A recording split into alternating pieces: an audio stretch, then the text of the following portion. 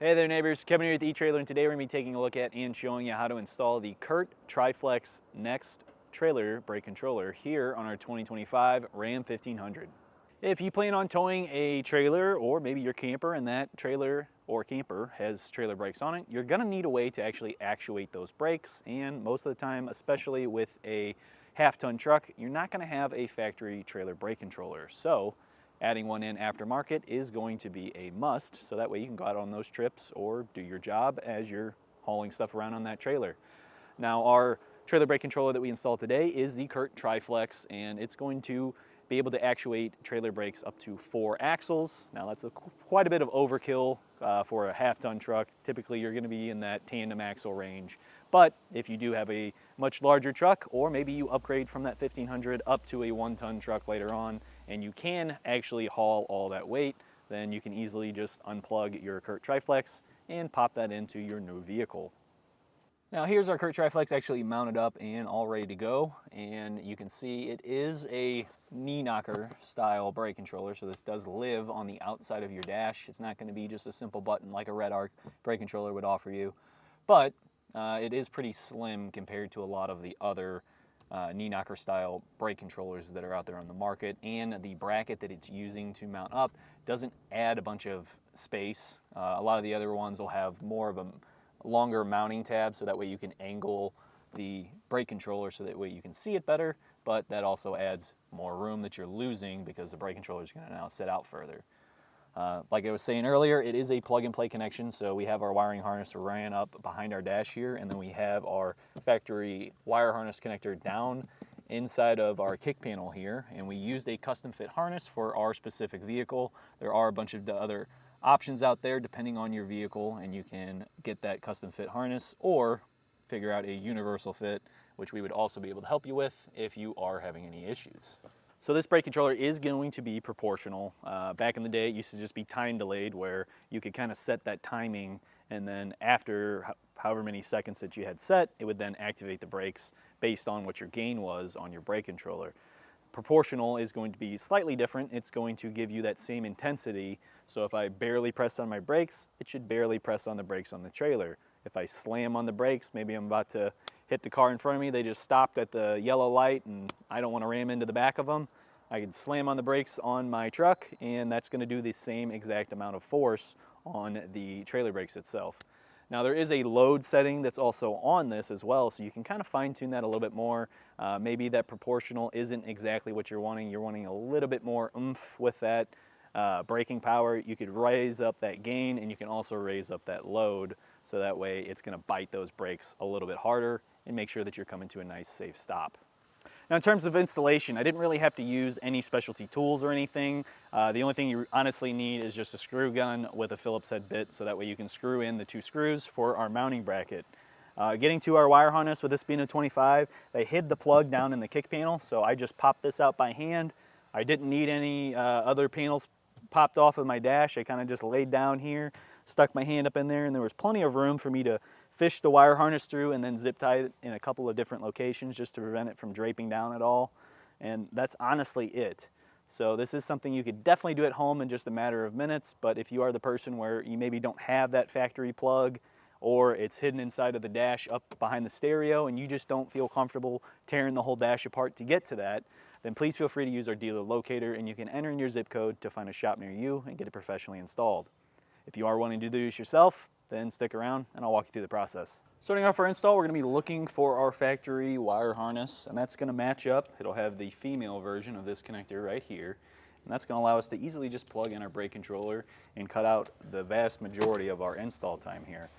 So to find that, we're going to start by digging out our area over here, and to get into that, we'll want to pry up on our little trim panel here.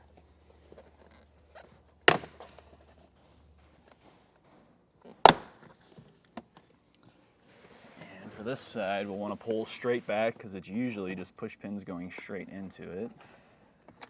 Get my fingers back there. There we go. And there is our plug right there. So the next step is figuring out exactly where you want to mount up your brake controller. With ours today, it's going to have this mounting bracket. So I've marked on to pieces of painter's tape where I wanted to have it, and then I checked up behind the dash here, make sure there's nothing back behind there. Marked out some different lines on there because I've got some support brackets coming up, so I wanted to make sure I wasn't going to drill into like the edge of that. I want to have it on a nice flat surface so I know it's nice and secure. But I've got that marked, and you can see I've got two little dots. That's where my mounting holes are, so I held that up. I had a level on it and made sure that it was going to sit nice and level once it actually is installed. And I got it at the height that I want it to be at, so that way it's not in the way to where it would be hanging down too low and you might kick it, but also you don't want it all the way over on the other side where you're going to be hitting your knee on it every time you get in and out of your truck. So now that we're at that point, I am going to mark out those holes. I'll pull back that tape because we have self-tappers. So realistically, all I need to do is make a little notch in there so that way I can see exactly where I want to put that mounting bracket. The mounting bracket's going to have a double-sided tape that we're going to stick on there too, and then we'll run our self-tapping screws through into our dash, and then we can mount up our brake controller and hook into our wiring. All right, just enough to mark our spots. I'm going to pull back the tape. So for our double-sided tape, we'll want to flip that over. So we'll pull off the red side first. We'll get that lined up on there properly. And then we can peel off our backing here. Now for our mounting bracket, I did stick on that double-sided tape and I cut out little spots so that way it doesn't wrap itself around our screws. And we're going to put that in. I'm going to get the first one started here. Get my other one in, make sure I have this exactly how I want. There we go. Now we can press on that, get that to stick. And we can come back with our Phillips head bit here and screw these in.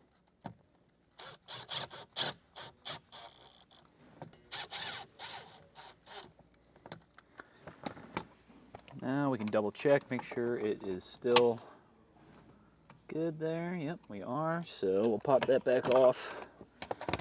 Now we're going to route our wiring and hook up here. Now this is pretty short. They don't really give you a lot of extra length here. So what I'm going to try to do is the supports that sit behind our dash here, I'm going to run my wiring through it so I can have it held up out of the way so that way we're not catching that with our foot anytime we're hitting the brake or the gas pedal.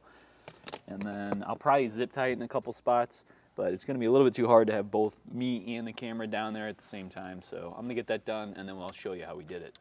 So like I said, I ran it up over those two supports that we have here. There is some wiring up in there as well, so I zip tied it in a couple of different spots just to make sure that cable can't ever hang down. Once we got it over to the kick panel here, I ran it behind this harness up top here, and I left it a little loose just so that I can plug it in, and then once we have it plugged in, I'll probably zip tie it as well, probably just right about here. Just wanted to kind of see how it was going to fit in, but I wanted to show you guys plugging this in. So once you're all ready, you can pop that in, you'll hear it click, and like I said, I'm going to zip tie that up, keep that nice and tight, and then we can replace our kick panel. And with that back in place, now our install is complete. We just need to actually go hook up to a trailer and test out our brake controller. All right, so we've hooked up to our trailer now. We have our 7-way in, we've got our safety chains, we're all ready to go here. Now if we look down at our brake controller, we have a couple of options of what we want to do here, and first one, when we hit our mode button, it's going to show up. It's going to be gain, and you can see it's at 5.0. So if we wanted to adjust that, there's little arrow buttons right next to the mode that are in black. So we can push that up. Now gain is going to be the amount of voltage we're sending back to our brakes. So how much force we want for that to bite down with. Now when we switch it to load, that's going to be how sensitive this is. So essentially, like a proportional braking system, you would, if you slam down on the brakes, you'd want that to kind of have the same reaction back at the trailer brakes itself.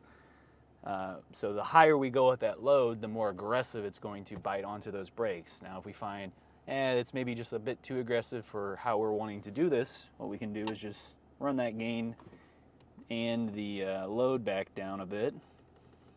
So I'm going to start off, we have not tested this at all yet, so I'm going to put the gain and the load down at 5, because this goes up to 10, so that way we can kind of have a baseline to go off of. Once we're past that, it's going to be your brightness. So you can turn that down or back up. It's going to go 1 through 3. Next thing is going to be a night mode or day mode, and that's just the backlighting. So you can see our numbers swapped from white to black, and then our backlight is white in this mode. If we wanted to switch that back, just switch back over, switch it to night, and then we'll have a black backlight and white numbers.